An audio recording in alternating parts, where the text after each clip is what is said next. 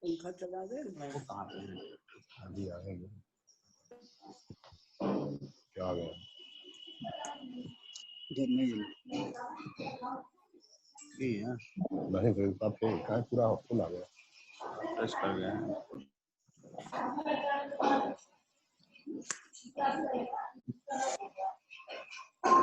कम लोग देख रहे हैं। क्या है? बोलने में तो जाएगी आवाज जाती है। हमारे डिस्ट्रिक्ट जज साहब भी जुड़े हुए हैं, विनोद तिवारी जी।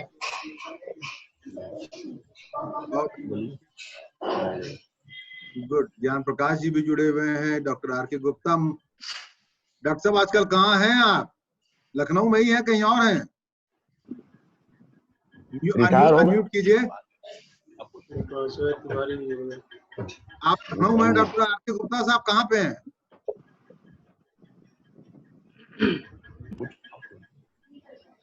हेलो, पानी म्यूट रहेगा तब ना सुनाई। हाँ जी, मऊ में है, रिटायर हो गए ना। अच्छा, रिटायर हो गए, मऊ वापस पहुंच गए? जी जी। Okay okay okay.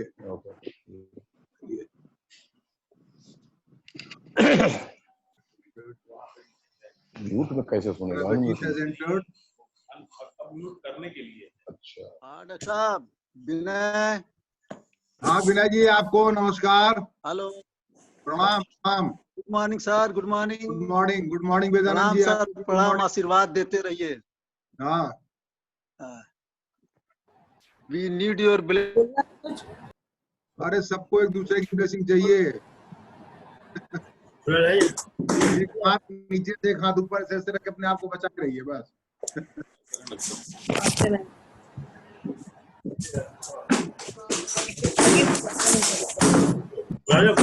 Anil Midda जी आप हैं कि बस खाली फोटो लगा के कुछ और बोल रहे हैं? हाँ हाँ बताइए बताइए। मैंने फोटो नहीं ऑन की है, मगर आपकी फोटो पेस्ट की हुई दिख रही है हमें। ये नहीं पता चल रहा था कि आप हैं कि कहीं निकले हुए हैं। ये बात। हाँ। ये जो लाल टी शर्ट में जिन्हें आप देख रहे हैं, इनके साथ मैंने सन 71 में हाई स्कूल किया था, सन 73 में इंटरमीडिएट किया, फिर ये गोरखपुर छोड़ के चले गए। सालों बाद फिर इनसे मेरी मुलाकात हमारे ख्याल से 2010 वगैरह में हुई, जब मैं चेन्नई गया। ढूंढ ढांड के इनसे मुलाकात कर ली मैंने। चलिए 26 लोग हो गए, अभी और तेजी से जुड़ रहे हैं हम लोग। 5-7 मिनट वेट कर लेते हैं। Sir good morning. Good morning, good morning. और आलोक क्या हाल है? संजय जी नमस्ते। गुड मॉर्निंग सर, सबको गुड मॉर्निंग। नमस्ते सारिका जी, नमस्ते नमस्ते। हेलो हेलो डॉक्टर नमस्कार। नमस्ते नमस्ते नमस्ते। बहुत अच्छा लग रहा है आप लोगों को देख करके। डॉक्टर नमस्ते।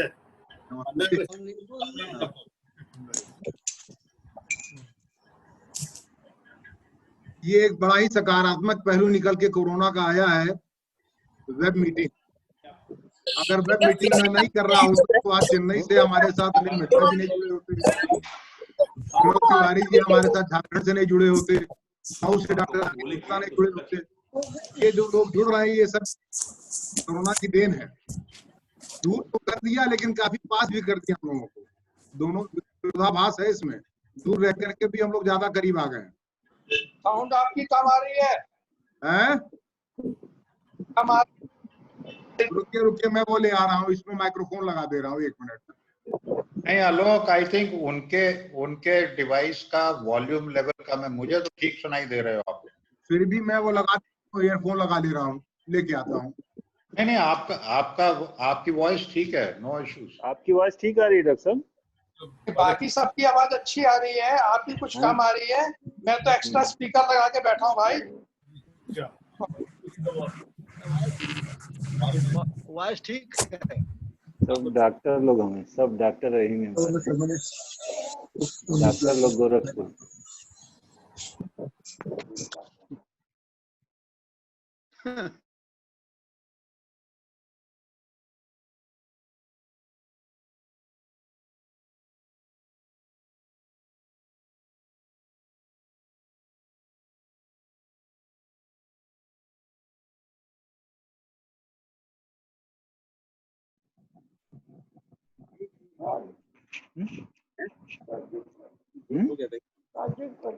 अभिनय जी नमस्कार।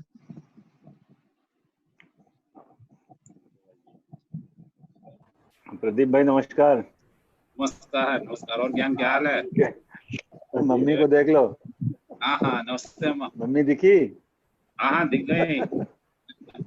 चलो हमने कहा चलो इसी बहाने जूम मीटिंग में मुलाकात हो जाएगी। सही बात है, सही बात है। मम्मी अभी एक्सरसाइज कर रही हैं। अच्छा अच्छा, चलो अच्छी बात, अच्छी बात। हाँ, आज हम बड़े टाइम से जानबूझ के किए थे। ये देखें, पिछले बार वाला अटेंड नहीं कर पाए थे, लेकिन इस बार हमने एकदम 9 बजे पहले ही जो है सेट कर दिया था। टाइम कितना हो गया? अरे यार वो तुम्हारा रोड वोड बनेगा, कब बनेगा? क्यों? हम लोग प्रदीप जी प्रदीप जी आवाज आ रही है आपके पास? हाँ आ रही है, आ रही है।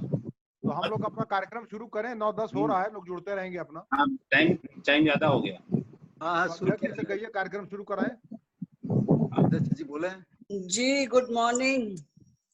अरे मैडम हाँ मैं जया, हाँ देहरादून से बोल रही हूँ। अच्छा, आप देहरादून में इस समय? हाँ अगले हफ्ते सारी छुट्टियों का लाभ उठा रही हैं आप इस महीने? जी हाँ बिल्कुल। बहुत बड़ा अच्छा आपका इनिशिएटिव है, मैं सुनती रहूंगी। Please carry on, my best wishes. लगा नहीं, आप बाद में आपसे आप लॉन्ग टर्म डायबिटिक है और आपने सक्सेसफुली अपना पूरा जीवन काल इस के साथ निकाला है। जी तो आपके सहयोग से मैं जरूर चाहूंगा कि आप बोलिएगा लोगों को। जी आपका सहयोग हमेशा रहा है। Thank you uncle. नमस्ते। नमस्ते नमस्ते। और जज साहब क्या हाल है? बस सब दुआएं हैं आपकी। कहाँ पोस्टेड हो इस समय? इस समय गोड्डा एज ए डिस्ट्रिक्ट जज ना?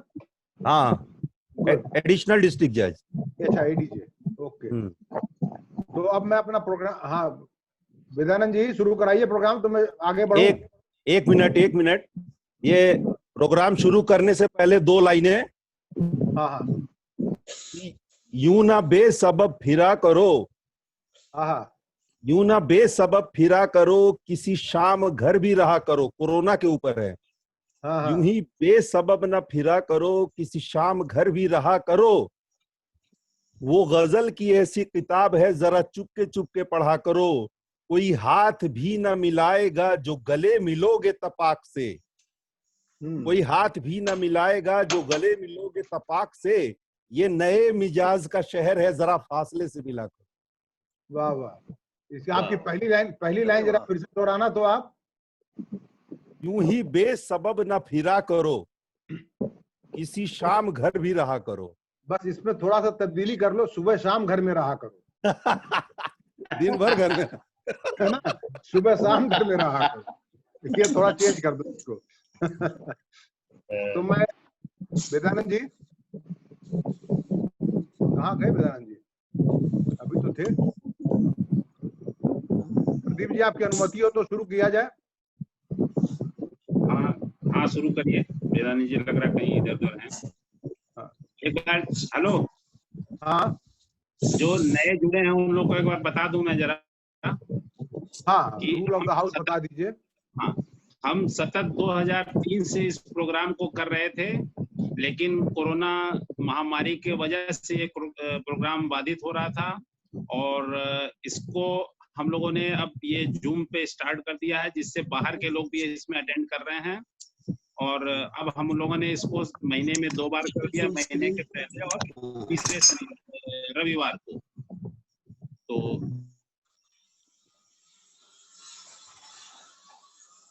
हाँ तो बंधुओं, ये पहली इस महीने के पहले इतवार को हम लोगों ने अपनी पहली जूम मीटिंग रखी थी 2 तारीख को, और उस दिन ही हम लोगों ने तय किया कि हम लोग महीने में 2 बार, पहले और तीसरे रविवार को इकट्ठा होंगे और मधुमेह से संबंधित कुछ बातों पे चर्चा करेंगे। तो सब लोग नहीं देते हैं ना। पवन जी, गुड मॉर्निंग सर। आप सबको म्यूट कर दें, फिलहाल म्यूट ऑल कर दें। ओके ओके हो गया सर।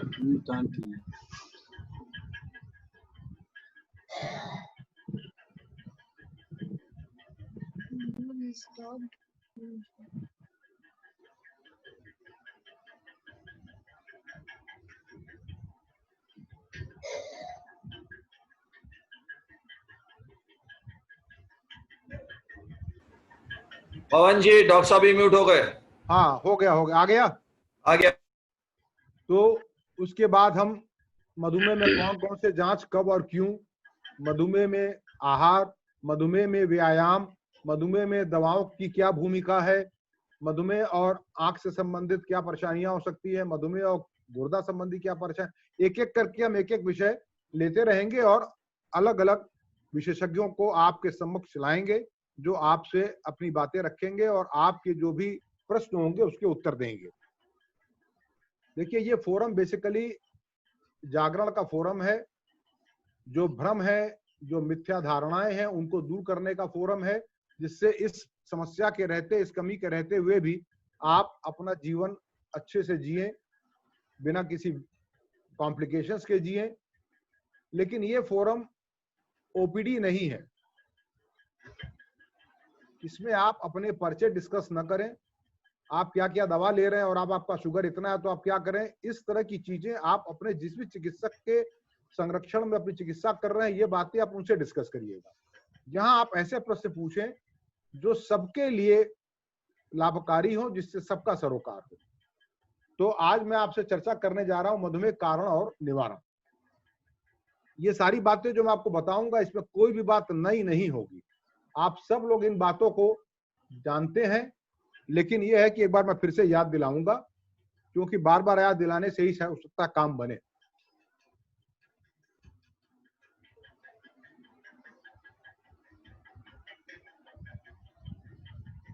ये एक स्लाइड मैं आपको दिखा रहा हूं, और इस स्लाइड का दिखाने का मतलब यह है, एक संस्था है इंटरनेशनल डायबिटीज फेडरेशन, IDF।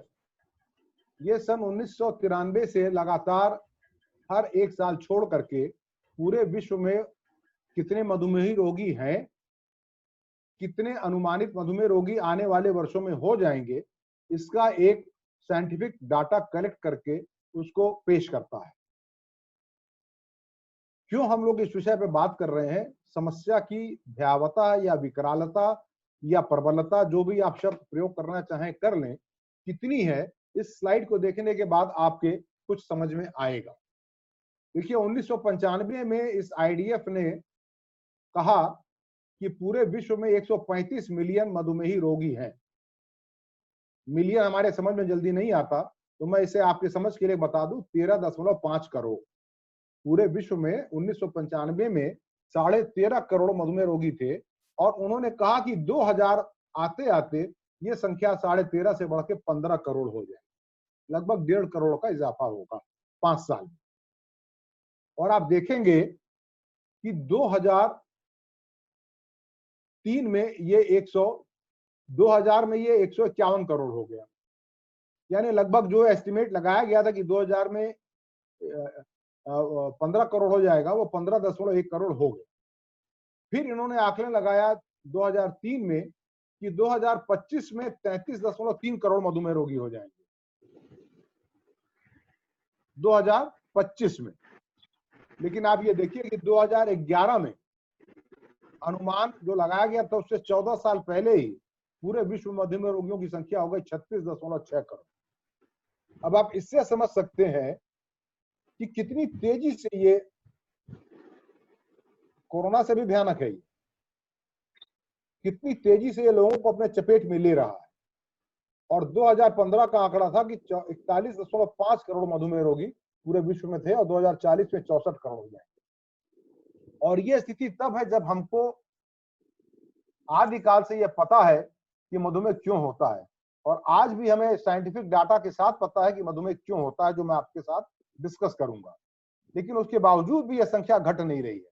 ये बहुत बड़ा एक यक्ष प्रश्न है कि सब जानते हुए भी हम बेबस और मजबूर क्यों हैं। बेबस और मजबूर इसलिए है क्योंकि सब जानते हुए भी सही समय पर, सही अवसर पर उस अवसर को पकड़ करके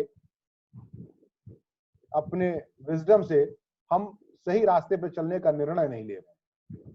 इसलिए बहुत जरूरी है कि सही वक्त पर जब आपको ये सिग्नल मिलने लगे कि आप इस बीमारी की चपेटे में आ सकते हैं, उस अवसर को, उस सिग्नल को पकड़िए और उस पर अमल कीजिए और स्वस्थ रहिए। देखिए, हम सभी लोग, खास करके इंडियंस या एशियंस कह लीजिए, हम सभी अनुवांशिक रूप से मधुमेह के लोडेड गन हैं। हमारे अंदर जीन्स के रूप में मधुमेह का गन लोड किया हुआ है। अब यह मधुमेह की गोली दगेगी कि नहीं दगेगी, दगेगी तो कब दगेगी और कितनी दूर तक मार करेगी, ये सब इंसान के हाथ में है, ये हमारे हाथ में कि उस बंदूक को हम दगने दें या न दगने दें। हमको आनुवांशिक रूप से यह जीन्स मिला हुआ है, हम इस जीन्स से अभिषिक्त हैं।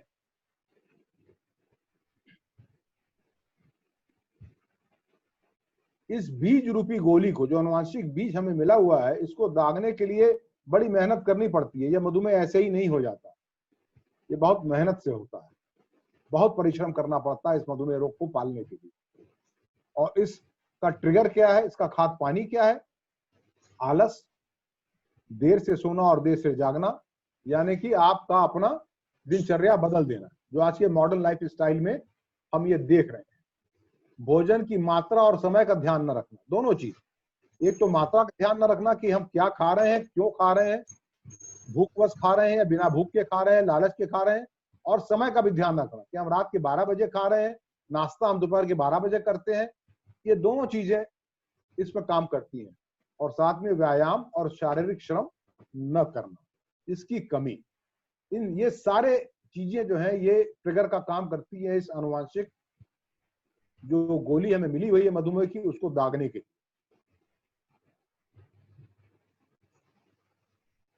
चरक संहिता में ये तो मतलब ये चीजें बहुत पहले चरक संहिता में भी देखिए कहा गया है कि ओजः पुनर्मधुर स्वभावम तद रोक्षाय वायु कषाय तुने संस्कृत।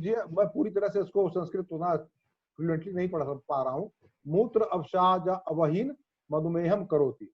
मधुमेह कफ मेद आदि के द्वारा आवरण वात प्रकोपक व्याधि है। अब मैं इसमें मेद क्या होता है, कफ क्या होता है, इसकी डिटेल में नहीं जाऊंगा। अंत में पढ़िए क्या लिखा है। अतः जो व्यक्ति मधुर रस मतलब मीठा ज्यादा, भारी और तले तथा चिकनाई वाले आहार और नए अन्न का सेवन करता है, उसको मधुमेह होने की संभावना रहती है। Cold drink, bottled drink, juices, samosa, kachori, burger, pizza, है ना, चिप्स और नया अन्न, नया चावल, नया अनाज, इसका सेवन करने वाले को इसकी संभावना ज्यादा होती है। यह आज भी उतना ही सत्य है। दूसरा चरक आयुर्वेद में क्या लिखा गया है। आस्याम सुखम स्वपनम सुखम दधिनी ग्रामोदक आनुप रसा पयांसी नव अन्न पानम गुणावेकृतम च। आस्य मतलब जिह्वा, जीव, आस्य का सुख, जीव का सुख लेने वाला, अत्यधिक खाने वाला, चटोरा, स्वप्न का सुख लेने वाला यानी आलसी, दधिनी मतलब दूध दही या दूध से बने पदार्थ का अत्यधिक सेवन करने वाला, ग्रामोदक यानी गांव के पास नदी तालाब में रहने वाले जीव जंतुओं को खाने वाला, जैसे मछली, केकड़ा इत्यादि। आनुप मतलब नदी तालाब के किनारे रहने वाले जीव, जैसे बत्तख आदि का मांस। नव अन्न, कहा जाता है कि चावल जो है वो पुराना, 1 साल पुराना हो तो आप सेवन करें। नए अन्न में कार्बोहाइड्रेट की मात्रा बहुत ज्यादा होती है। नया चावल जब पकाते हैं तो वो चिपक जाता है, आपस में लोंधा बन जाता है, क्योंकि उसमें कार्बोहाइड्रेट की मात्रा बहुत ज्यादा होती है। तो नव अन्न और गुड़ या उसके विकृत रूप, जैसे चीनी या आप गुड़ से कुल्फी बनाएं, उसका सेवन अधिक करेंगे तो मधुमेह होने का आपको आसार ज्यादा रहेगा। ग्रामोदक क्यों कहा गया? क्योंकि किसी जमाने में अगर मांस मछली खाना होता था तो व्यक्ति शिकार करने जाता था, शिकार करके लाता था। तो पहले शारीरिक श्रम करता था, शिकार करके मांस लाता था, फिर बनाता था और खाता था। लेकिन जब से लोग पोल्ट्री में और घर में पालने लगे तो आपको सिर्फ काटना और खाना है, श्रम कुछ नहीं करना। तो इसलिए आपके एनर्जी एक्सपेंडिचर कम हो गया। एक चीज ये मैं बहुत विशेष रूप से आपके सामने रखना चाहता हूं, क्योंकि अक्सर ये एक भ्रांति लोगों के दिमाग में रहती है कि आधुनिक चिकित्सा व्यवस्था में मधुमेह का जड़ से इलाज नहीं है। और ये जो बात है, ये आधुनिक चिकित्सा विधा के अलावा जितने भी अन्य पैथी वाले हैं इसको बहुत जोर शोर से इसका ढोल पीटते हैं कि हमारे यहाँ जड़ से इलाज है, आधुनिक चिकित्सा विधा में इसका जड़ से इलाज नहीं है। देखिए आयुर्वेद क्या कहता है, सुश्रुत निदान में कहा गया है कि मधुमेह की असाध्यता कारण एवं भेद सर्व, इसको क्या लिखा गया, सर्व एव प्रमेहास्तु कालेन अप्रतिकारिण मधुमेहत्व मयांति तदा असाध्य भवन्ति ही। सभी प्रकार के प्रमेह, all stages of diabetes syndrome, यदि समय पर ठीक तरह से उपचारित न किए जाए, यानी वो सही समय क्या है इसके आगे मैं चर्चा करूंगा कि कब आपको यह पता चल जाएगा कि हम खाद पानी दे रहे हैं और बीज दग जाएगा, बोली दगेगी। अगर उस समय आपने उपचारित कर लिया तब तो ठीक, लेकिन अगर सही समय पे उपचारित नहीं किया गया और पूर्ण रूप से मधुमेह में परिवर्तित हो गया तो असाध्य हो जाता है। ये सुश्रुत निदान में कहा गया है। यानी आयुर्वेदिक शास्त्र भी कहता है कि पूर्ण रूप से स्थापित मधुमेह असाध्य रोग है, इसमें कोई शंका नहीं होनी चाहिए। आप इसको कंट्रोल कर सकते हैं, नियमन कर सकते हैं, इसके साथ इसके व्यवहार को जानते हुए उसी से आप आचरण करते हुए एक अच्छा जीवन जी सकते हैं, लेकिन ये असाध्य हो जाता है। तो ये जो उपरोक्त जीवन शैली है, आलस, देर से सोना, देर से जागना, भोजन की मात्रा, समय का ध्यान न रखना, व्यायाम, शारीरिक श्रम का कम करना, ये सब जो जीवन शैली का परिवर्तन है, ये हमारे जीवन में, हमारे कार्य में और हमारे जीवन में एक असंतुलन पैदा कर देता है। ये जो होशियार व्यक्ति होता है इन दोनों चीजों को संतुलित करके चलता है, अपने जीवन को और अपने कार्य को और अपने शरीर को बीच में रखता है और इन दोनों के बीच में संतुलन स्थापित करके अपने शरीर को स्वस्थ रखता है। लेकिन जो इस दिशा में अपने शरीर के लिए नहीं सोचता, वो रात की 12 बजे दुकान से आएगा, सुबह 5 बजे उठ के भी अपने दुकान का काम करेगा। मैंने डॉक्टरों को भी देखा है कि सुबह 7 बजे उठ के घर के ही कमरे में बैठ के क्लिनिक चालू कर लेते हैं, रात 12 बजे तक मरीज देखते हैं। ये हर प्रोफेशन में है। तो अगर आपने अपने काम और अपने जीवन के बीच में, अपने शरीर के बीच में संतुलन स्थापित नहीं किया, तो ये जो असंतुलन है, ये बहुत बड़ा कारण है कि आपके शरीर में ऊर्जा का संतुलन पैदा करेगा और ऊर्जा का जब असंतुलन होगा तो आपको लाइफस्टाइल डिजीजेस, डायबिटीज, मोटापा, ब्लड प्रेशर, हार्ट डिजीजेस, ये सारी परेशानियां आपको घेर लेंगी। परिवर्तन क्या हुआ? कभी हम पैदल चलते थे, उसके बाद साइकिल का आविष्कार हुआ, हम साइकिल पे आ गए। लोगों को दहेज में साइकिल मिला करता था, एक चेन मिल जाता था, एक अंगूठी, बहुत खुश रहता था। फिर दहेज में बाइक मिलने, मोटरसाइकिल, ये स्कूटर मिलने लगा। उसके बाद बाइक आ गया, फिर कार आ गई। तो जैसे जैसे आदमी की समृद्धि बढ़ती है, उसका शारीरिक श्रम धीरे धीरे कम होता चला जाता है। बच्चा भी स्कूल अब स्कूटी पे जाना पसंद करता है, वो साइकिल नहीं चलाना चाहता। तो एक तो हमारे जीवन में धीरे धीरे शारीरिक श्रम की कमी होती चली गई, और दूसरी तरफ अगर आप भोजन को देखें तो देखिए 200 ml की कोक के बोतल से अब हम 2.5 लीटर की बोतल तक, 2 लीटर की बोतल तक पहुंच गए। वैसे ही मोटापा बढ़ता गया। 1977 का बर्गर देख लीजिए और 2000 का बर्गर देख लीजिए, और अब अगर 2020 में देखेंगे तो इसमें कॉम्बो पैक आ गया, इसके साथ आपको कोल्ड ड्रिंक फ्री मिल जाएगा। सोने पर सुहागा हो गया वो। ये देखिए बिग किंग, बिग मैक। तो ये धीरे धीरे हमारे खाने, एनर्जी इंटेक तो हम बढ़ाते चले गए और एनर्जी एक्सपेंडिचर, जो खर्च है ऊर्जा का, वो हम धीरे धीरे घटाते चले गए। नतीजा ये देखिए, ये सब चीजें हैं जो आज के जीवन शैली को हमारे प्रभावित कर रही है। नतीजा क्या हुआ? नतीजा ये है, इस तरह का बच्चा आपको लगभग हर घर में देखने को मिल जाएगा, आपके अड़ोस पड़ोस में देखने को मिल जाएगा। हो सकता है आपके घर में ही हो। ये स्वस्थ बच्चा नहीं है। माँ बाप को लगता है कि मेरा बच्चा बड़ा गोल मटोल है, बड़ा स्वस्थ है ना, बड़े परेशान आते हैं माँ बाप को, हमारा बच्चा खा, इस बच्चे के माँ बाप भी ये शिकायत लेके जाते होंगे डॉक्टर के पास कि मेरा बच्चा खाता नहीं है। ये बहुत आम चीज है। ये साइड से अगर आप देख ले तो ज्यादातर लोगों की तोंद इस तरह से निकली हुई है। और ये तोंद ही, ये जो मरकज है, ये जो तोंद है, केंद्रीय मोटापा, सारे बीमारियों का जड़ यही है, केंद्र यही है। बीमारियों का केंद्र केंद्रीय मोटापा है, सेंट्रल ओबेसिटी। और कहते हैं कि पेट जब हुआ मटका तो स्वास्थ्य को लगा झटका। तो पहला सिग्नल आपको ये मिलता है कि अगर आपका बेल्ट टाइट होने लगा, आपकी जींस नाभि पर से सरक करके नीचे चली आ रही है और आपकी तोंद निकलने लगी, तो ये पहला सिग्नल है कि अब आपको वापस लौट जाना चाहिए। नहीं लौटेंगे तो पूर्ण रूप से स्थापित मधुमेह में आप परिवर्तित होकर के असाध्य वाली स्थिति में पहुंच जाए। ये स्थिति अभी साध्य है, इसको अगर आपने घटा लिया, हटा दिया, तो मधुमेह से बच जाएंगे। या गोली दागने में आपको फिर लंबा समय लगेगा, हो सकता है आपको 60 साल, 65 साल, 70 साल पे जाके मधुमेह हो, 30 साल, 35 साल, 40 साल पे नहीं होगा। एक बहुत इंटरेस्टिंग आपको मैं स्लाइड दिखा रहा हूं, ये बहुत मेडिकल फ्रेटर्निटी में, मेडिकल समुदाय में ये बहुत पॉपुलर स्लाइड है। ये आप दाहिने तरफ देख रहे हैं, हमारे ये डॉक्टर इंडिया के हैं, पूना में हैं, आप बहुत अच्छे रिसर्चर हैं, डॉक्टर याग्निक, चित्तरंजन याग्निक। और ये इनके बगल में इनके रिसर्च कुलीग हैं doctor John Yudkin, University College London. ये याग्निक साहब लंदन में इनके साथ रिसर्च कर रहे थे लाइफ स्टाइल डिजीजेस पे, खास करके foetal origin of adulthood disease पे। एक दिन इन दोनों ने अचानक ऐसे ही सोचा कि क्यों ना हम दोनों भी अपने शरीर का मापन करा लें। तो मोटापे का मापने का जो एक सबसे कॉमन तरीका है वो होता है बीएमआई। इसे हम कहते हैं बीएमआई, बॉडी मास इंडेक्स। इसमें शरीर का मतलब हाइट और वजन, इन दोनों का एक रेशियो होता है, उसको निकालते हैं एक फॉर्मूला में डाल करके, और उसके हिसाब से अंदाज लगाते हैं कि कद के हिसाब से, हाइट के हिसाब से वजन उचित है या नहीं। 23.5 से नीचे अगर है इंडियन, हम लोगों के लिए 23.5 से नीचे है तो मानते हैं कि एकदम ठीक है। 23.5 से ऊपर है, 27 तक है तो ओवरवेट है, उससे ऊपर है तो कहते थे कि फिर ओबीज है। तो इन दोनों ने जब अपना किया तो बड़ा संयोग था कि दोनों का बीएमआई आया 22.3, एकदम एक बराबर।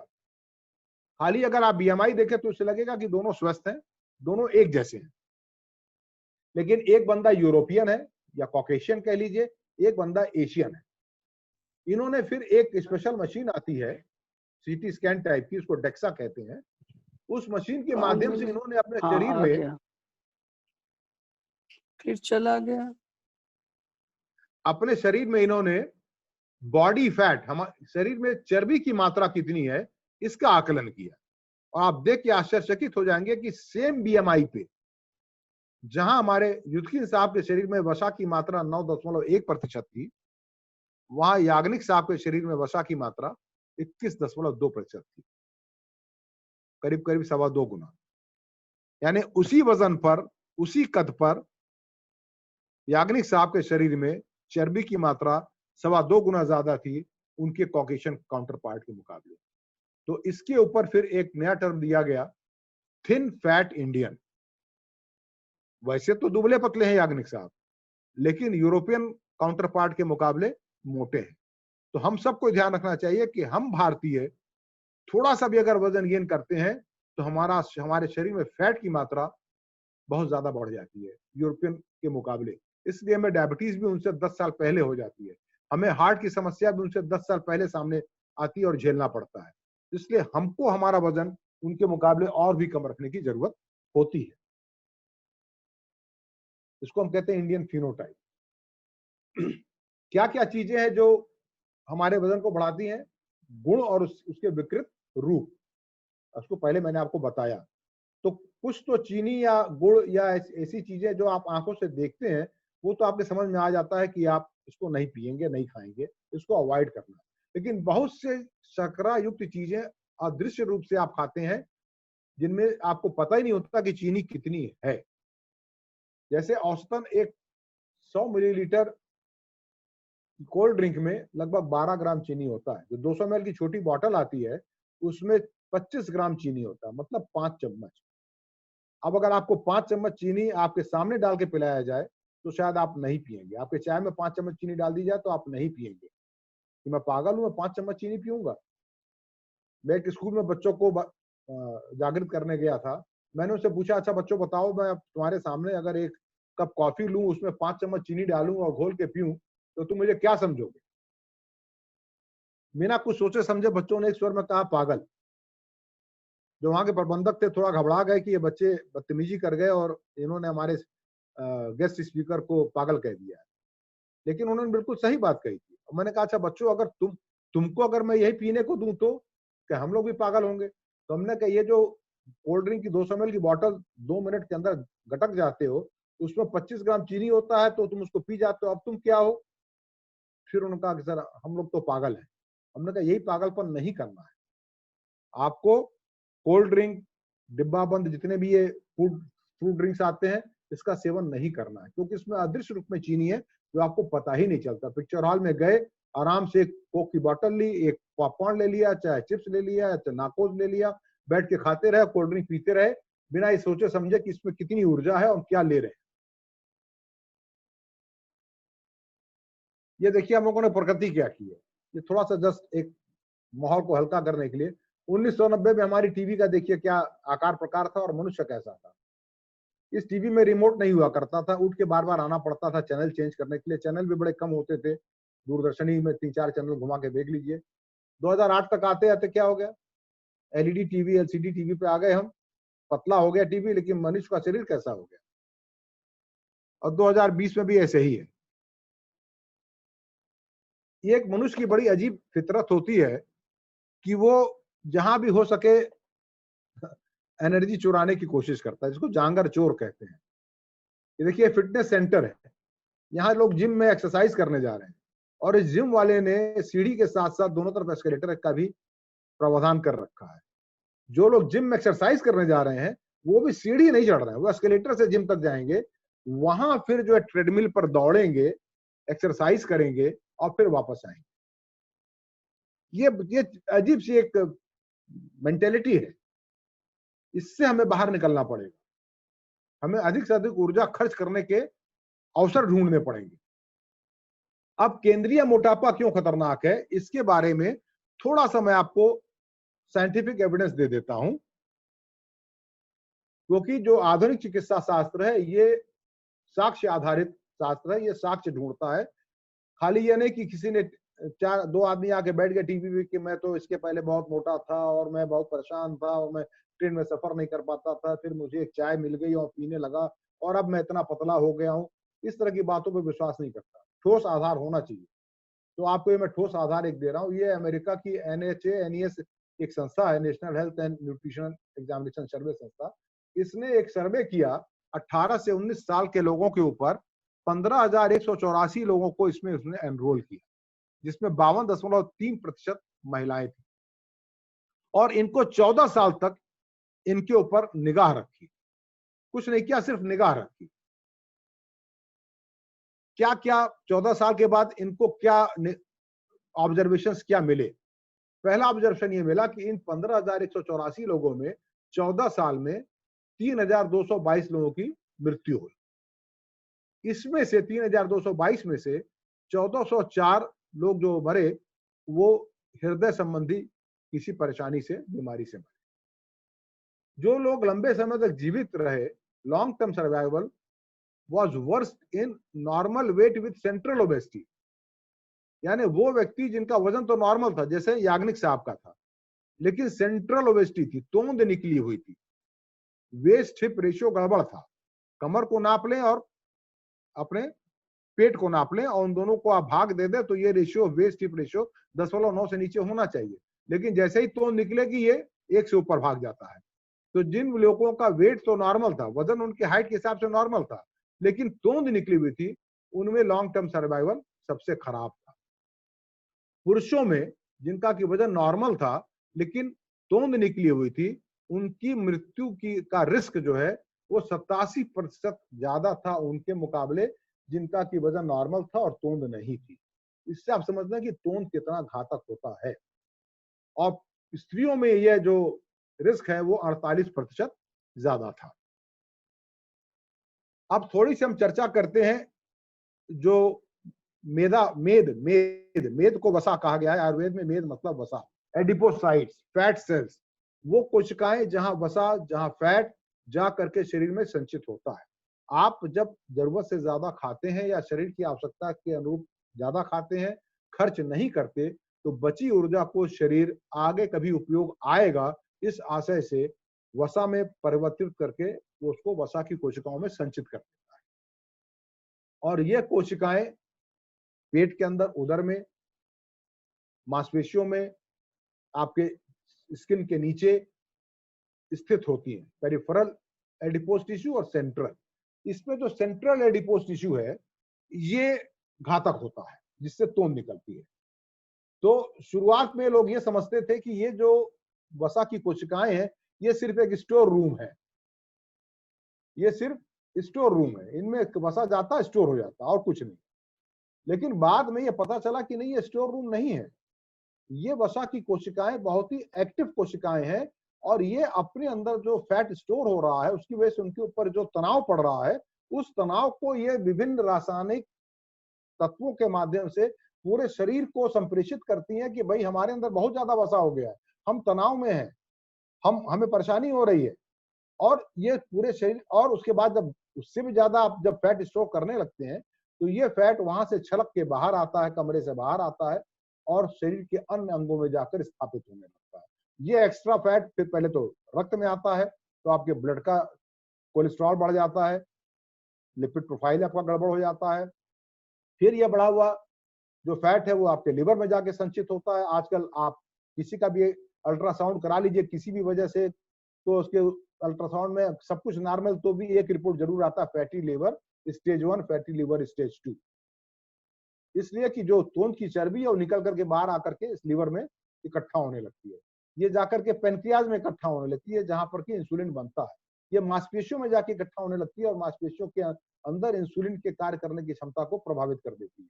तो ये जो वसा है ये पूरे शरीर को प्रभावित करती है और ये वसा बहुत एक्टिव है, ये कम्युनिकेट करती है, पूरे शरीर के साथ बातचीत करती है। इस स्लाइड के माध्यम से मैं इसमें केमिकल डिटेल्स में नहीं जाऊंगा, सिर्फ ये बताऊंगा कि दो तरह की वसा होती है, मेटाबॉलिकली हेल्दी और एक मेटाबॉलिकली अनहेल्दी। जो हेल्दी होता है वो कोशिकाएं ज्यादातर आपके त्वचा के नीचे इकट्ठा होती हैं और आपके शरीर को एक चिकनाई देती हैं, एक शेप देती हैं। लेकिन जब इसमें वसा ज्यादा इकट्ठा होने लगता है, जैसे तोंद की वसा है, तो मेटाबॉलिकली अनहेल्दी हो जाती है और यहाँ से फिर कुछ तमाम रासायनिक तत्व निकलते हैं जो इंसुलिन रिसेप्टर्स पर जाके प्रभाव डालते हैं, इंसुलिन के कार्य करने की क्षमता पर प्रभाव डालते हैं, लिवर के अंदर लिवर के कार्य करने की क्षमता को प्रभावित करते हैं और उसके बाद आपको डायबिटीज, ब्लड प्रेशर, ये सारी बीमारी होने लगती है। ये थोड़ा सा नेचुरल हिस्ट्री ऑफ डायबिटीज में आपको बता दूं। अक्सर लोग कहते हैं ना कि साहब ये तो अचानक हो गया, हार्ट अटैक अचानक पड़ गया। जैसे भी हमारे कांग्रेस के प्रवक्ता साहब थे टीवी डिबेट के दौरान ही अचानक, जैसा लोगों ने कहा, उनको हृदयाघात हुआ और नहीं रहे वो। अचानक कुछ भी नहीं होता, पटकथा बहुत पहले से लिखा जाना शुरू हो चुका होता है। यह है कि उस पटकथा लेखन के सिग्नल्स को हम पकड़ नहीं पाते या पकड़ भी लेते हैं तो उस पर हम कार्य नहीं करते। जैसे मैंने बताया, जब तोंद निकलनी शुरू होती है, शारीरिक श्रम होना कम होने लगता है, तो इंसुलिन की कार्य करने की क्षमता में बाधा उत्पन्न हो जाती है। इंसुलिन रिसेप्टर्स जो कोशिकाओं के दीवारों पर होते हैं, जहां इंसुलिन जाके कार्य करता है, वो कार्य करने कम कर देते हैं, एक तरह से उनमें जंग लगने लगता है। हम जो भी भोजन ग्रहण करते हैं उसमें जो कार्बोहाइड्रेट है वो पच करके ग्लूकोज में बदलता है, वो आंतों द्वारा पच के रक्त में पहुंचता है, रक्त से फिर पूरे शरीर में पहुंचता है और यही ग्लूकोज हमारे शरीर के ऊर्जा का मूल स्रोत है। ये हमारा डीजल पेट्रोल है। यह ग्लूकोज जब कोशिकाओं के अंदर प्रवेश करता है तो वहां पर फिर इसको जला करके कोशिकाएं ऊर्जा बनाती हैं। उसी ऊर्जा से फिर हमें हमारे शरीर को तापमान मिलता है। हम बात कर रहे हैं तो भी ऊर्जा खर्च कर रहे हैं, चलते हैं तो भी ऊर्जा खर्च करते हैं, सांस ले रहे हैं तो ऊर्जा खर्च कर रहे हैं। ये सारी ऊर्जा उसी ग्लूकोज से आती है।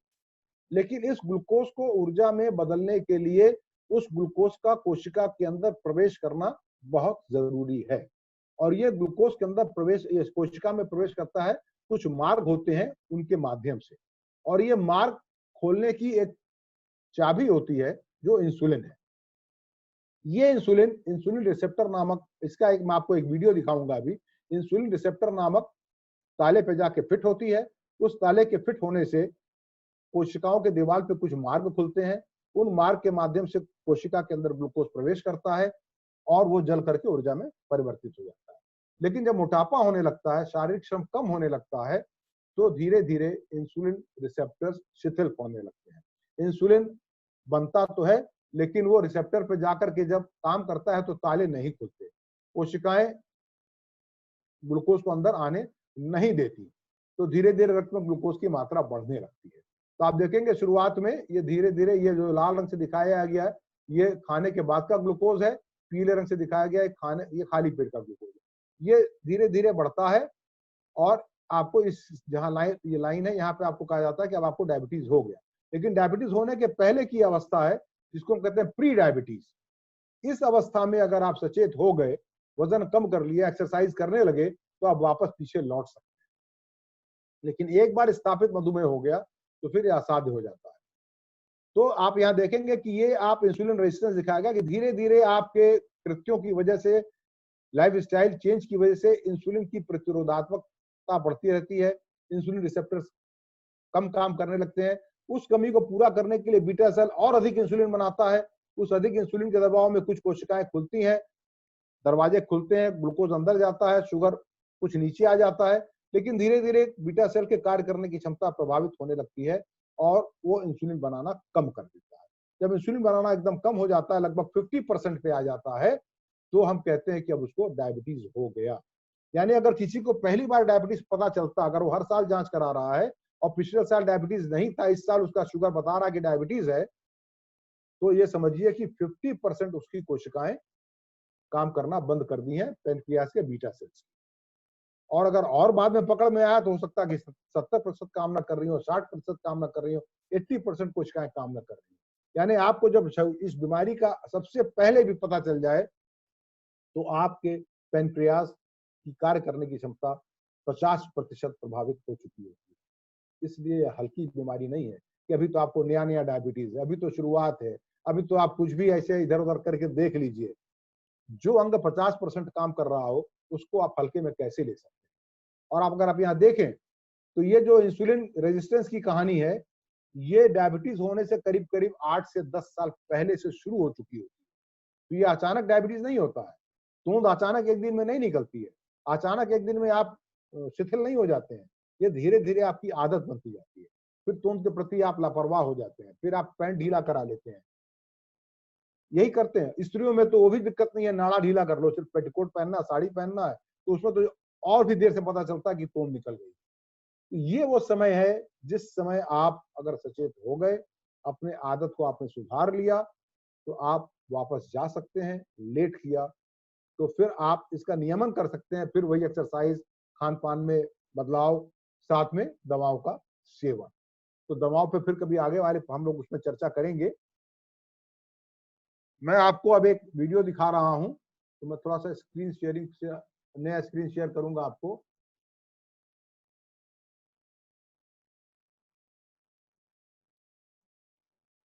मैं आपको फिर से एक नया स्क्रीन शेयर करता हूं।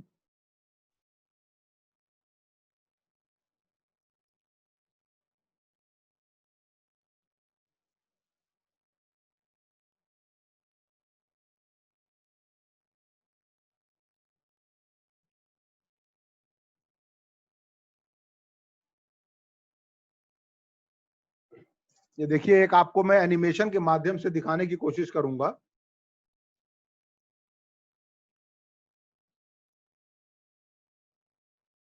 ये एक, जैसे मैंने बताया कि टाइप 2 डायबिटीज एक मेटाबॉलिक डिसऑर्डर है जहां शरीर में ग्लूकोज का निस्तारण करने में समस्या आती है और शरीर में रक्त में आपके ग्लूकोज की मात्रा बढ़ जाती है।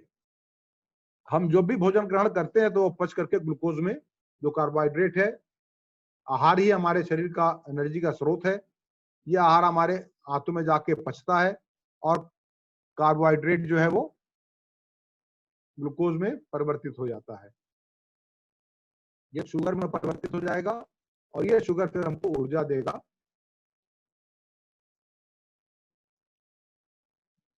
अब ये कोशिका दिखाई गई है, कोशिका की दीवार है।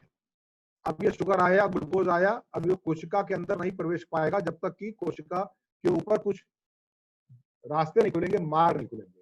पैनक्रियाज ने इंसुलिन छोड़ा, अब ये इंसुलिन भी रक्त के शुगर के साथ साथ कोशिका की दीवार तक पहुंचेगा और ये इंसुलिन रिसेप्टर है। अब ये इंसुलिन जब आएगा और इंसुलिन रिसेप्टर पे जब अटैच होगा तो ये मार्ग खुल जाएंगे कोशिका की दीवार में और इन मार्ग के माध्यम से ग्लूकोज कोशिका में प्रवेश करके जल करके ऊर्जा में परिवर्तित हो जाएगा। लेकिन जब मोटापा होता है, शारीरिक श्रम कम होता है, तो इंसुलिन रिसेप्टर शिथिल पड़ जाते हैं। इंसुलिन आके अटैच होता है लेकिन रास्ते नहीं खुलते, ग्लूकोज बाहर रह जाता है। फिर और अधिक इंसुलिन निकलता है तो वो कुछ रास्ते खोलता है, किसी तरीके से कुछ ग्लूकोज अंदर आता है और अधिकांश ग्लूकोज आपके रक्त में संचरण करता रहता है और रक्त का शुगर का लेवल बढ़ जाता है। हम कह देते हैं अब डायबिटीज हो गया है।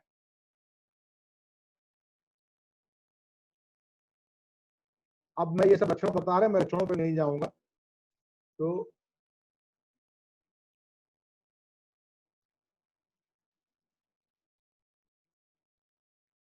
मैं फिर से वापस अपने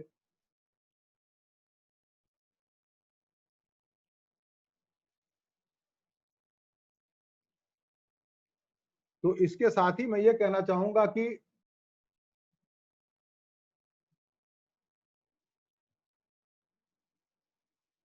जैसा मैंने शुरू में ही कहा कि अगर आपको यह पता है कि क्या कारण है जो मैंने आपको बताए, तो सही समय पर आपने अपने शरीर के सिग्नल को पकड़ लिया और आप पीछे लौट गए जिस रास्ते से आप आगे बढ़ रहे थे, तो आप मधुमेह से बच जाएंगे या गोली आपकी बहुत देर से लगेगी। नहीं चेते तो आजकल लोग 30 साल, 32 साल, 35 साल पे मधुमेह लेके चले आ रहे हैं। आज से 30 साल पहले जब मैं पढ़ता था तो अमूमन मधुमेह 50, 55, 60 साल के आसपास लोगों को प्रकट होता था। अब ये और घट करके 30, 32, 27 साल तक के लोग टाइप 2 में डायबिटीज लेकर के चले आ रहे हैं। तो ये मेरा जो बताना है ये उनके लिए ज्यादा महत्वपूर्ण है जिनके परिवार में मधुमेह रोग है। वो अपने आने वाली जनरेशन को, अपने बच्चों को सचेत करें कि देखो तुम्हारे अंदर बीज तो पड़ा हुआ है लेकिन इसको खाद पानी देना बंद करो। जिनको मधुमेह हो गया है वो अभी अब से अगर अपनी तोंद कम करें तो दवाओं की मात्रा कम हो जाएगी। एक्सरसाइज के लेवल बढ़ावें तो दवाओं की मात्रा कम हो जाएगी, ज्यादा स्वस्थ रहेंगे। अब कितना एक्सरसाइज करना चाहिए एक स्वस्थ व्यक्ति को और एक मधुमेही को, ये हम आगे कभी जब व्यायाम पे चर्चा करेंगे तो उसमें हम डिटेल में बात करेंगे। इसके साथ ही मैं आप सबों को बहुत बहुत धन्यवाद देता हूं। अब हम लोग इसके बाद प्रश्न लेंगे, लेकिन इसके पहले मैं बता दूं कि जो हमारा अगले महीने का पहला संडे होगा उसमें हमारे साथ होंगे पटना से डॉक्टर सुभाष कुमार। आप एमडी मेडिसिन है, एंडोक्राइन डायबिटीज में आप पारंगत हैं, वहाँ प्राइवेट प्रैक्टिस करते हैं और पेशेंट एजुकेशन फोरम पर भी काफी एक्टिव रहते हैं। तो ये हमें अगले व्याख्यान में पहले इतवार को अगले महीने के सितंबर के हमें बताएंगे कि मधुमेह में कौन कौन से जांच कब और क्यों कराने चाहिए। तो इसके साथ ही अब मैं चैट बॉक्स में जाता हूं। Doctor Abhijit, are you there? Yes sir, good morning, I am there. Morning. So have you selected some questions from the chat box? Apparently sir, chat box में अभी तक किसी ने कुछ पूछा नहीं है। अच्छा, तो पवन जी। सर, पवन सर जी सर, आप सबको अनम्यूट कर दें और एक एक करके लोग अपने प्रश्न जो पूछना चाहते हैं रखें तो आके हम लोग उस पर चर्चा कर सकें। डॉक्टर सुभाष हमारे साथ जुड़े हुए हैं। डॉक्टर सुभाष, आपका स्वागत है। आप कृपया अपने आप को अनम्यूट करें। डॉक्टर सुभाष, पटना से डॉक्टर सुभाष भी हमारे साथ है जुड़े हुए। मैडम जय, आप जुड़ी हुई हैं हमारे साथ?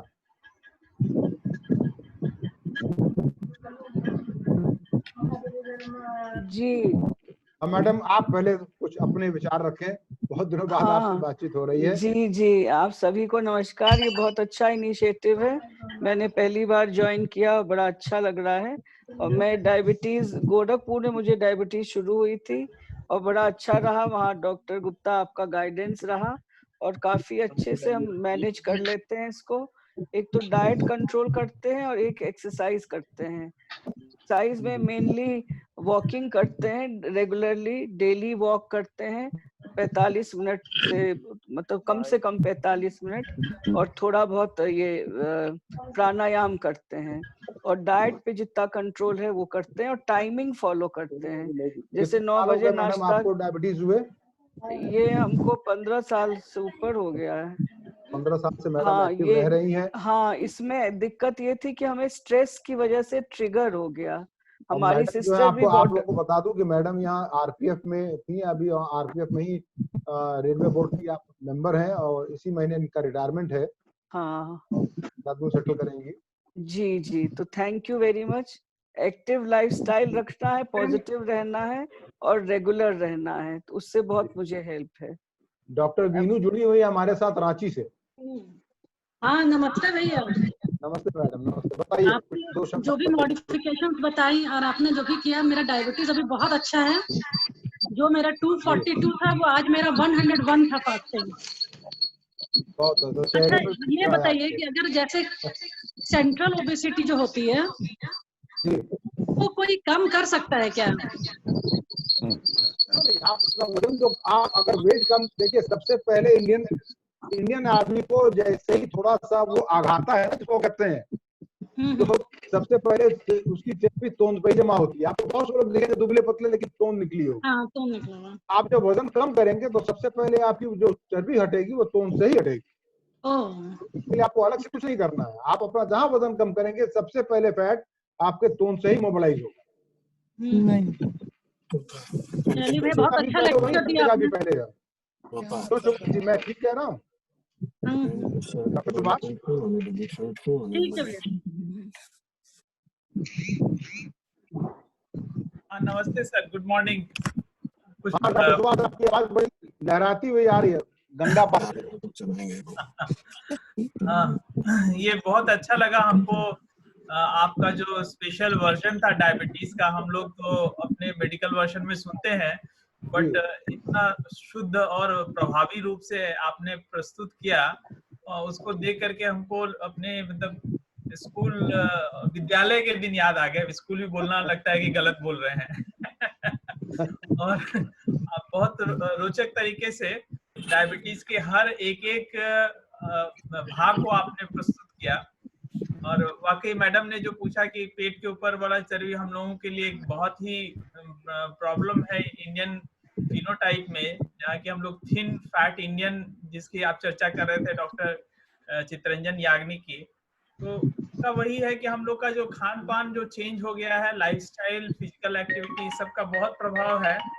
लेकिन अगर कोई चाहे तो जरूर कम कर सकता है। उसके लिए डाइट और एक्सरसाइज, जैसा कि आप बता रहे थे, वो सब काफी महत्वपूर्ण है।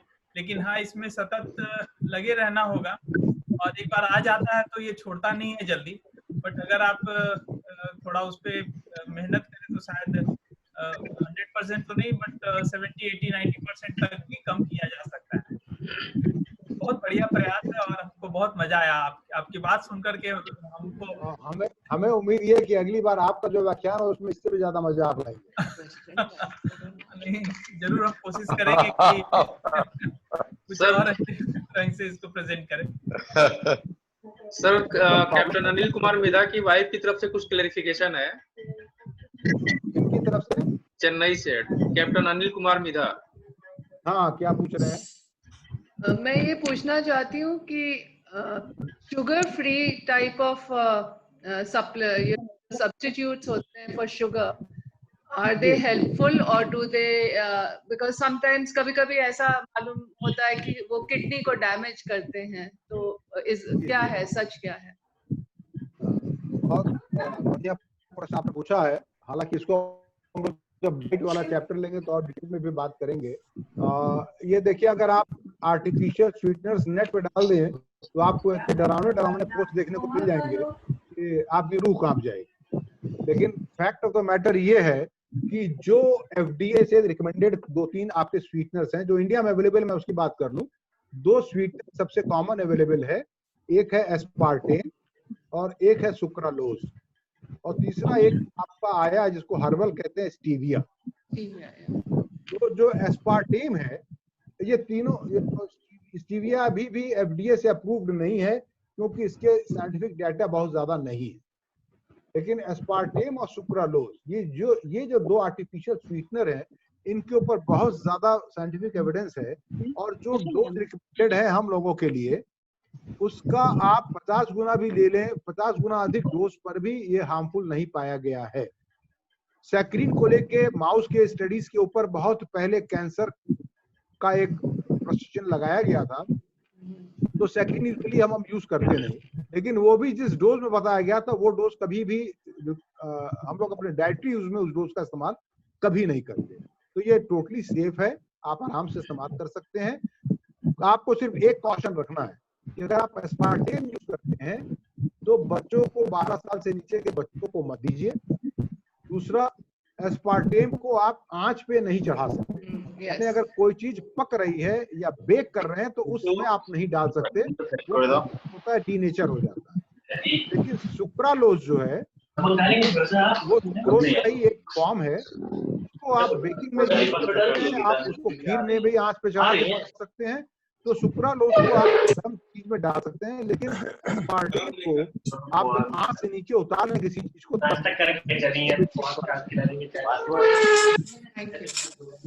Thank you Alok, so kind of you for the clarification, thank you very much. बहुत अच्छा लगा कि भाभी जी ने भी ज्वाइन कर रखा है चेन्नई, जब फिर आज दर्शन हो गए इनके। नहीं, बहुत अच्छा session, very very well explained, thank you. Coffee चाहिए था। राजेंद्र जी कुछ कहना चाहेंगे? देवेंद्र जी, पेन है उसके अंदर, पेन निकालो, पेन निकालो। ठीक रहने दीजिए, हम जानते हैं आपकी मेहनत के लिए डॉक्टर साहब बहुत बहुत की पात्र है। आप विश्व में इसी तरह आपका खैर होता रहे। आप लोग जुड़ते रहिए, बस इसी तरह से और लोगों को जोड़ते रहिए। ठीक है doctor Dhawan, any comment from your side? ये जो लोग करेले का फलाना कड़वी चीजें पीते हैं, कैंसर इससे ठीक हो जाएंगे, बाबा रामदेव भी बोलते हैं लोग, क्या इसका रोल कुछ है? सर जी, इसकी चर्चा हम जब डाइट और ड्रग पे आएंगे तब करेंगे, आज इस विषय को नहीं उठाएंगे।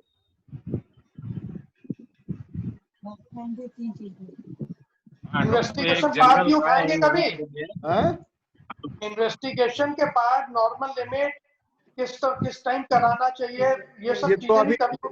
ये तो अभी अगले ही टॉक में हमारे डॉक्टर सुभाष जी बताने वाले, मधुमेह में कौन कौन से जांच कब और क्यों। ये तो अगले फर्स्ट संडे को, सितंबर फर्स्ट संडे, टॉपिक ही यही है कि मधुमेह में कौन कौन से जांच कब और क्यों। पूरा टॉपिक ही ले रखा हम लोगों ने। हेलो प्रकाश जी, बड़ा अच्छा लग रहा है आपको देख के। कुछ तिवारी जी भी जुड़े हुए हैं, अभी आपसे बात करता हूँ। तिवारी जी, हमने तो 3-4 लोगों को आज जोड़ा भी है। बहुत अच्छा। They are suffering with the diabetes, central obesity, उनको प्रॉब्लम है, तो अब देखिए वो लोग से फीडबैक लूंगा मैं क्या है। और बहुत अच्छा लगा, और आगे भी मैं काफी लोगों को जोड़ूंगा इसमें। डॉक्टर अजय तिवारी अभी दिखे, अभी गायब कहाँ हो गए? नहीं सर, आ गए डॉक्टर अजय तिवारी, आप लखनऊ में सेटल्ड है, डायबिटीज फिजिशियन है और विशेष इंटरेस्ट का डायबिटीज में है काफी। एक चीज और बता दूं, ये एक दिन में 50 किलोमीटर तक साइकिल चला सकते हैं।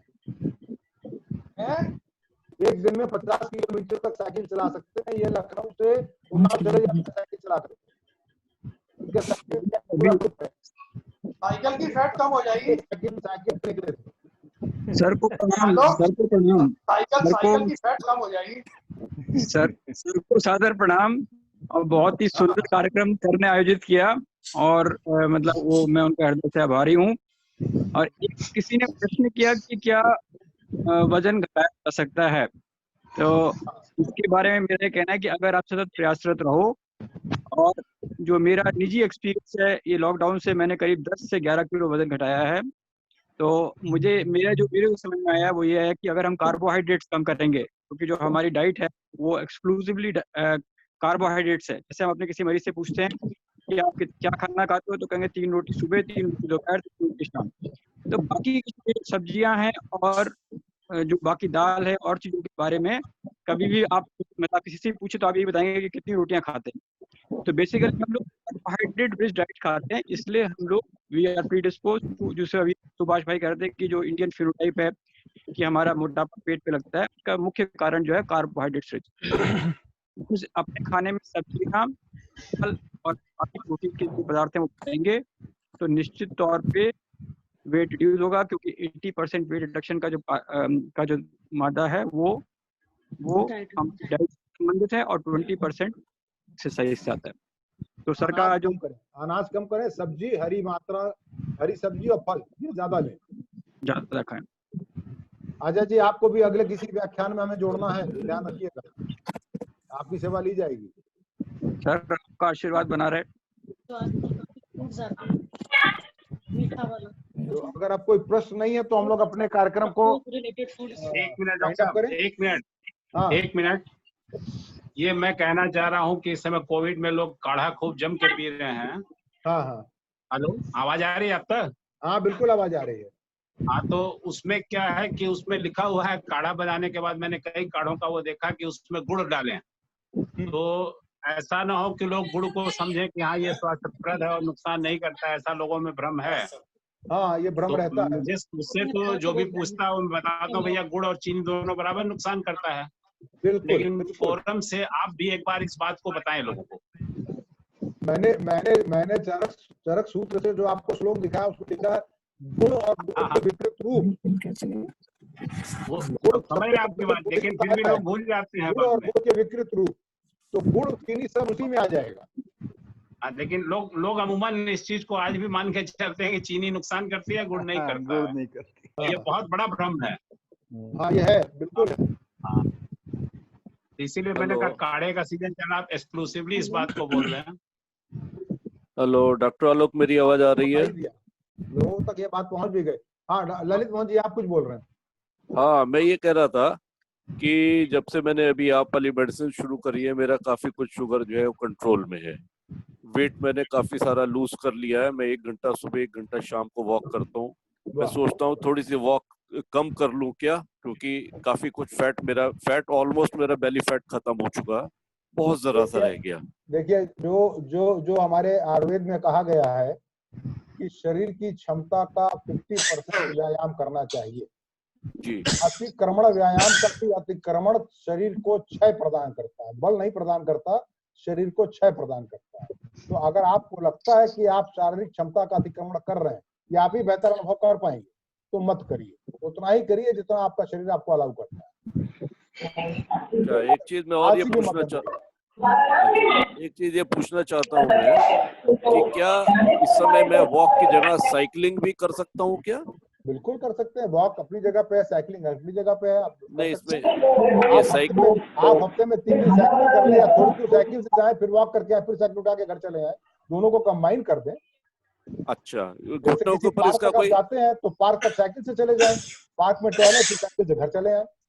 नहीं, मैं अपनी बिल्डिंग में ही वॉक करता हूँ, काफी एरिया है मेरे पास। तो मैं ये जानना चाह रहा था कि साइकिलिंग से क्या घुटनों के ऊपर भी कोई फर्क पड़ता है? Cycling non weight bearing exercise है, तो साइकिलिंग बल्कि अगर घुटने के लिए बढ़िया एक्सरसाइज है, क्योंकि जब आप चलते हैं या रस्सी कूदते हैं या जॉग करते हैं तो शरीर का सारा वजन आपके घुटने पे आता है, लेकिन जब आप साइकिल चलाते हैं तो घुटने पर शरीर का कोई वजन नहीं होता। बाकी एक थोड़ी सी बात आपको ये बात बता दूं कि मैं आजकल जो है मैं आम और अनार भी खाने लग गया हूँ, जो मैंने पिछले 1 साल से नहीं खाया था। ये फायदा हो गया है।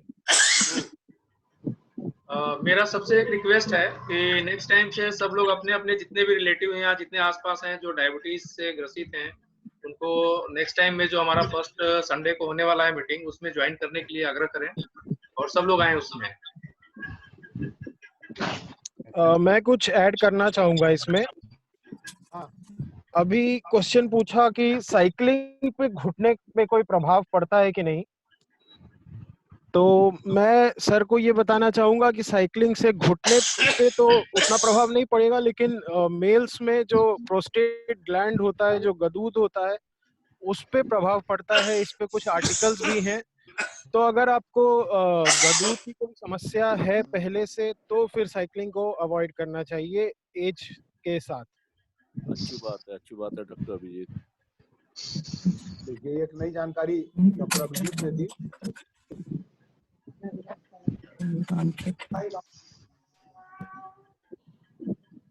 तो मैं अब चाहूंगा कि सोनी साहब जो हमारे लॉज वेलेस के इस समय वर्सिफुल मास्टर हैं, हमारे लॉज में उनको वर्सिफुल मास्टर कहा जाता है, और भी लॉज के मेंबर हैं, इसलिए वो बेहतर समझ रहे होंगे इस बात को। और ये जो कार्यक्रम हमारा चलता है, जो हम लोग करते थे, ये बेसिकली हर महीने के पहले इतवार को नेपाल लॉज के हॉल में करते थे। और डायबिटीज सेल्फ केयर एसोसिएशन और लॉज वेलेस का ये जॉइंट प्रोजेक्ट है 2003 से ही, और हम वहाँ के हॉल में इसको करते थे हर महीने के पहले रविवार को। नहीं कर पा रहे हैं। लॉज वेलेस हमारा पार्टनर है, शुरू से रहा है, और मैं अपने वर्सिफुल मास्टर सोनी साहब से अब चाहूंगा कि वो धन्यवाद ज्ञापन सारे जो हमारे लोग जुड़े हैं उनसे। धन्यवाद डॉक्टर आलोक जी। सबसे पहले मैं डॉक्टर साहब के इस एफर्ट को, जो ये इन्होंने 2003 से चलाया हुआ है, मधुमेह कारण और उसके निवारण, ये एक बहुत ही बढ़िया प्रोग्राम है। और इसके लिए जो है वर्ल्ड में, not only in India, about around the world, you go for it, आप देखेंगे कि हर चौथा पांचवा आदमी हमें इससे ग्रसित मिलता है। तो डॉक्टर साहब के इस एफर्ट्स के लिए हम लोग को सबको थैंकफुल रहना चाहिए। और अबव मैं इसके जो हमारे होस्ट इस मीटिंग के, प्रदीप तिवारी जी और पवन द्विवेदी जी, इन सबको भी मैं धन्यवाद देता हूं, क्योंकि इनके एफर्ट से हम लोग इसमें जुड़ते हैं, और जुड़ के इसके साथ हम लोग अपना जो है आप सबसे अपने अपने शेयर करते हैं प्रोग्राम। इसके अलावा जितने भी डॉक्टर साहब के फ्रेंड्स, डॉक्टर्स जो भी जुड़े हुए हैं, मेरे लॉज के वर्चुअल ब्रदर्स, और जितने और व्यापारी गण भी कुछ नजर आ रहे हैं, जितने भी लोग इसके साथ जुड़े हुए हैं, उन सब का मैं हृदय से आभारी हूँ। ये हमारे लॉज वेलेस का एक निरंतर चलने वाला प्रोग्राम है, और ये हम लोग पहले हर महीने के फर्स्ट सैटरडे को करते थे। अब जैसा कि डॉक्टर साहब ने बताया और हम लोगों ने इसको प्लानिंग की है कि हर महीने के फर्स्ट और थर्ड सैटरडे को करेंगे। तो मैं आप सब से निवेदन करूंगा कि आप सब इसमें हमेशा जुड़ते रहें और इसका लाभ लेते रहें। और आप सबके इसके साथ जुड़ने के लिए हम अपने लॉज वेलेस की तरफ से, साथ में डॉक्टर आलोक गुप्ता जी की तरफ से आपको बहुत बहुत धन्यवाद देते हैं, और हम सब आपके आभारी हैं कि आपने हमारे इस प्रोग्राम को इतना सफल बनाया। इसके लिए बहुत बहुत धन्यवाद। Thank you. अंत में मैं एस्का फार्मास्यूटिकल को, जिनके सौजन्य से हमें ये जूम प्लेटफॉर्म उपलब्ध हो रहा है, मैं उनको धन्यवाद देता हूं, और पवन द्विवेदी जी को धन्यवाद देता हूं इस पूरे मीटिंग को कोऑर्डिनेट कराने के लिए। और इसके साथ ही अब धन्यवाद, नमस्कार। अगले पहले रविवार सितंबर को फिर हम लोग मिलते हैं। बहुत बहुत धन्यवाद।